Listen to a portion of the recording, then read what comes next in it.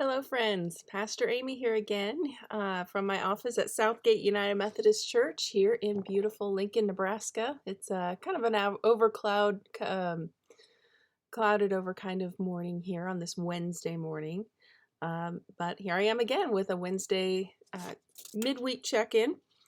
The first thing I wanted to talk about today was the fact that this week teachers are going back into their buildings to prepare for another school year here in the Lincoln Public School System.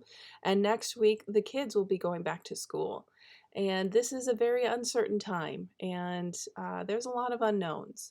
I know my boys are going back to school this next week, and it's a bit worrying. And at the same time, I trust that the schools are doing their very best that they can to ensure everyone's safety, the teachers, staff, and students. And we can all do our part as well, first of all, by praying continuously that for everyone's safety and health and well-being, praying for the scientists who are working on effective treatments and vaccines, and praying for our communities that we can do the things that we need to do to support one another. In addition to praying, we do the other things we can do to keep the spread of the virus down to a minimum, wearing our masks, staying distanced, washing our hands, all of those things. They're simple things, but they really, really are some of the most effective ways to help protect everyone's safety. So, in the coming weeks, I encourage you to pray for our schools and our teachers and our students and throughout the entire school year. All right, so talking a bit more about our topics for Sunday. Last week, I started my series on growing up 90s, life lessons from the best decades, best music. And I asked folks for feedback from them on what their decade is, because not everyone is the same age as me. Not everyone loves the 90s, though I think that is a travesty. I can live with it. But I had Shirley Ritter shared with me some wonderful memories from her decade, which spans the late 40s into the first half of the 50s, 1950s. So she remembers a lot of big bands, dance bands like Glenn Miller, Tommy Dorsey, and Artie Shaw. She has a lot of fond memories of patriotic songs. Her father served in World War II when she was a little girl. Some love songs, Don't Sit Under the Apple Tree, Until We Meet Again. And she also remembers listening to on the radio Top 40 and Hit Parade every Saturday night. And she shares this wonderful memory. She said, "My parents often went dancing at the Elks Club on Saturday night. Dad would dance with my sister and me while waiting for Mom to finish getting dressed for their date night." So I think that's such a lovely memory. She also shares some memories of music from the 50s, rock and roll, Bill Haley's Rock Around the Clock, and Buddy Holly's Peggy Sue, and all those. And what that reminded me of is in the 80s and early 90s, there was a lot of nostalgia about the 50s. 50s diners became really popular. Oldies radio stations playing 50s and 60s music were a big thing. I remember as a kid listening to a lot of music from the 50s and 60s. And, we would have, like, when they asked us class parties, we'd want 50s themed parties. And I actually had a poodle skirt. We did a class play uh, that was 50s themed music, and my mom made me a poodle skirt. And when I asked her for pictures of me to share throughout this series, she sent me a lot of pictures of me in that poodle skirt. I think it might be one of her favorites, but I will share this knowing that I just have no dignity left.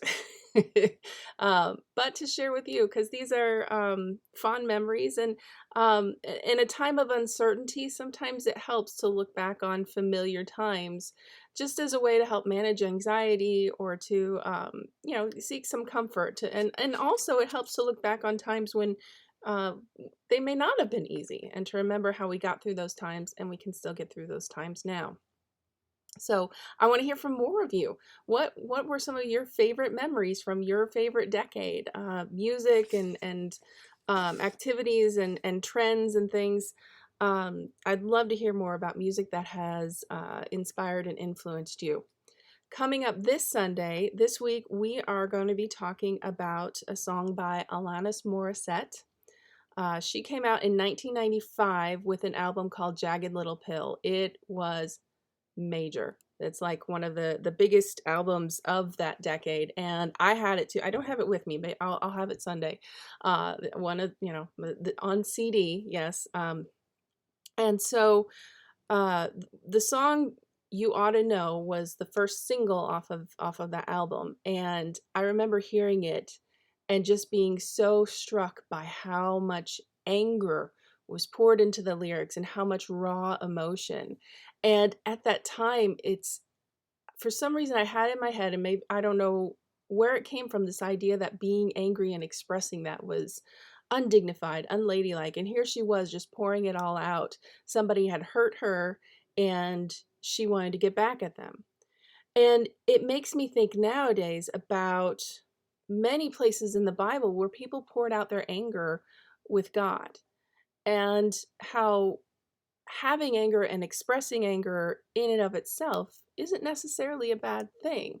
It's sometimes when we bottle our anger and we keep it down and we keep it repressed that it comes out in unhealthy ways. And throughout the years, I've learned that you need to find healthy ways to get that anger out of you, outside of you, in a healthy way, to move on.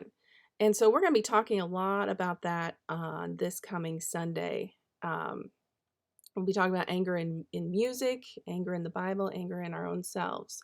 And I'll put a link to that song here in the post. It's a clean version because the original version has maybe a few words that might be offensive to some. So we're going to put a clean version out there, the radio edit, so everybody can listen.